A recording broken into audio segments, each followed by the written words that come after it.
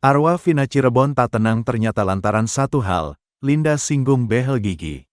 Andi Malinda Putri Utami alias Linda, kembali mengungkap permintaan lain dari Vina Cirebon ketika arwahnya kembali merasuki raga temannya itu. Diketahui, Vina adalah gadis 16 tahun asal kampung Samadikun, Kecamatan Kejaksan, Kota Cirebon, Jawa Barat, yang tewas bersama kekasihnya, Eki, di Jalan Raya Talu, Kecamatan Talun, Kabupaten Cirebon, Jawa Barat pada Sabtu tanggal 27 Agustus tahun 2016. Keduanya disebut menjadi korban penganiayaan geng motor. Arwah Vina Cirebon diduga masih belum tenang hingga terus mengikuti Andi Malinda Putri Utami alias Linda. Sudah 8 tahun berlalu, Linda mengaku terus dibayangi arwah Vina Cirebon. Menurut Linda, ada sejumlah permintaan yang diutarakan oleh arwah Vina Cirebon saat masuk ke dalam raganya.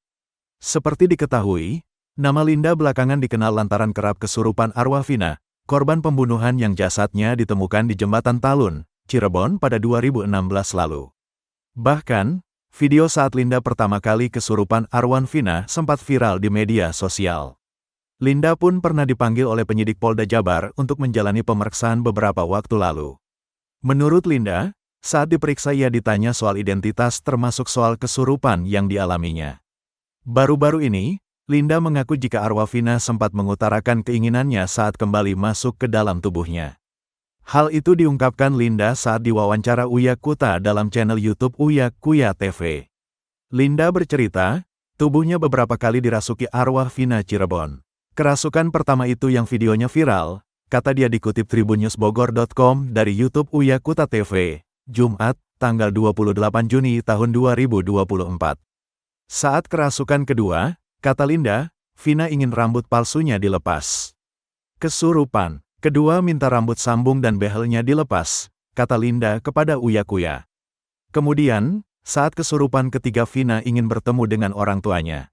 Kesurupan, ketiga minta ketemu mamahnya, terang Linda. Uya Kuya menyebut, jika netizen yang tak percaya dengan kesurupan yang dialami oleh Linda. Kesurupan beneran? Kenapa bisa tahu jejak backpacker? Karena selama ini, Vina masih ikut aku, kata Linda lagi. Menurutnya, wajah Vina Cirebon kini telah berubah. Sekarang udah beda kayak dulu. Awal-awal wujudnya masih bagus. Sekarang udah beda wujudnya, ungkapnya dikutip dari akun YouTube Uya Kuya. Menurut Linda, almarhum Vina ingin menggunakan tubuhnya untuk membongkar kasus pembunuhan yang terjadi pada tahun 2016 silam. Dia mau aku bantu buat ngusut. Dia aja yang turun tangan buat bongkar semuanya tapi pakai badan aku, ulap Linda.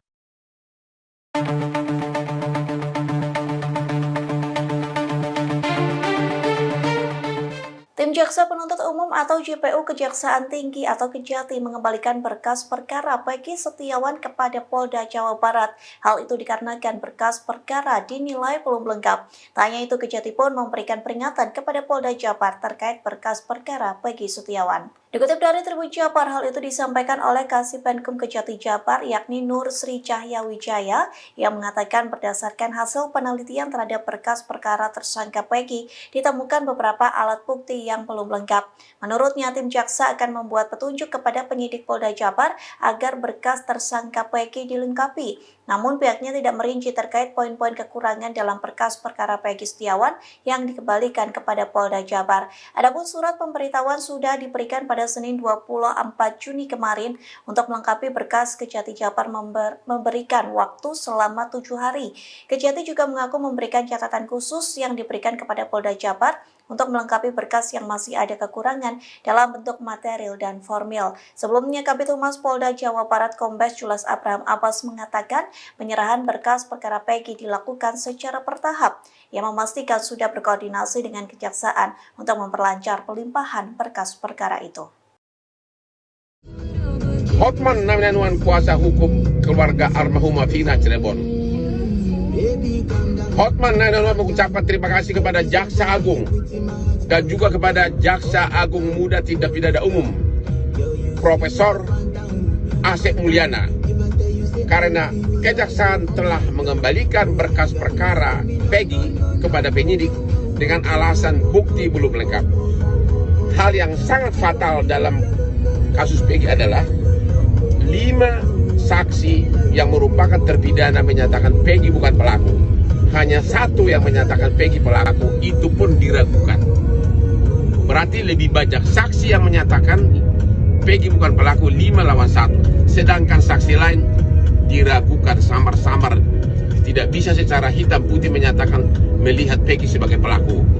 Ya, jadi demi rasa keadilan masyarakat, kami mengucapkan sekali lagi terima kasih kepada Bapak Jaksa Agung dan Bapak Jampidum yang telah bertindak tegas dalam kasus ini.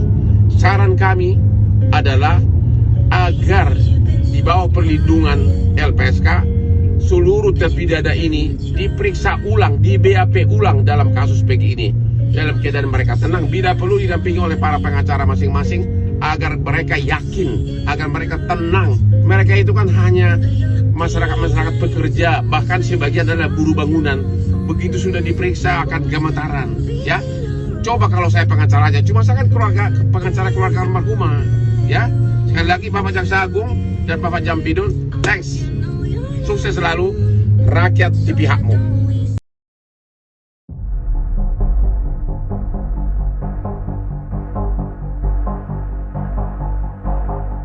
Fakta baru dalam kasus Vina Cirebon kembali terungkap. Menurut Ferry, salah satu warga sekitar, saksi Aep ternyata berteman dekat dengan anggota buruh sergap atau Buser Polres Cirebon Kota. Bahkan menurutnya Aep pertama kali mengadukan kasus Vina ke anggota Buser tersebut. Dilansir dari tribunjakarta.com, hal itu diungkapkan Ferry dalam tayangan YouTube di channel Cak Sugiono pada Rabu 26 Juni 2024. Menurut Ferry, Aep merupakan teman lama dari anggota Buser dari Satuan Narkoba Polres Cirebon Kota sejak bekerja menjadi tukang cuci mobil di samping SMPN 11 Cirebon. Anggota Buser itu menjadi langganan di tempat cuci mobil tersebut. Karena kenal dekat, Aep kerap mengantarkan motor milik anggota Buser tersebut ke rumahnya seusai dicuci. Menurut Ferry, anggota Buser itu tinggal di Jalan Perjuangan Kecamatan Kesambi, Kota Cirebon.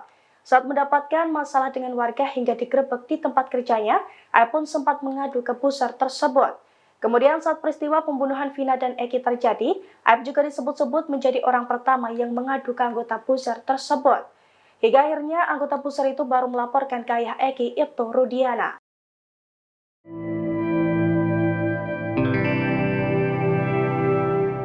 Ferry, warga sekitar TKP penangkapan para terpidana kasus Vina Cirebon, mengungkap fakta mengejutkan. Dia menduga salah satu saksi kasus Vina, yakni Aep, memiliki teman anggota buruh sergap atau Buser dari Satuan Narkoba Polres Cirebon Kota.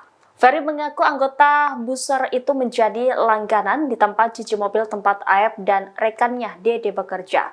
Aep disebut sudah kenal dekat dengan anggota Buser tersebut. Bahkan Aep kerap mengantar motor yang sudah bersih ke rumah anggota Buser yang tinggal di Jalan Perjuangan, Kecamatan Kesambi, Kota Cirebon. Diketahui Aep yang mengadu pertama kali soal para terduga pelaku ke sosok anggota Buser tersebut bukan langsung ke Ibtu Rudiana. Setelah mengetahui itu, anggota Buser itu baru melaporkan ke Ibtu Rudiana.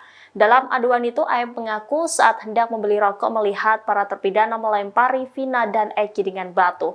Kenyataannya menurut Ferry, kesaksian Aep hanya karangan belaka. Ia menyebut warung tempat Aep membeli rokok itu tidak ada. Kesaksian Aep yang nilainya mengada-ada membuat para terpidana kini dihukum berat. Pengakuan Aep ini ternyata sebagai balasan terhadap Hadi Saputra dan Eko Ramadhani, terpidana kasus Vina Cirebon. Keduanya disebut sempat mengajak warga untuk menggerebek tempat cucian motor tempat Aep bekerja. Mereka risih lantaran seorang wanita kerap terlihat di tempat cucian motor tersebut. Diduga teman Aep sering membawa wanita menginap hingga akhirnya dicurigai oleh warga sekitar. Diduga karena kesal terhadap penggerebekan itulah Aep membeberkan soal rombongan yang sering nongkrong di depan pencucian motor.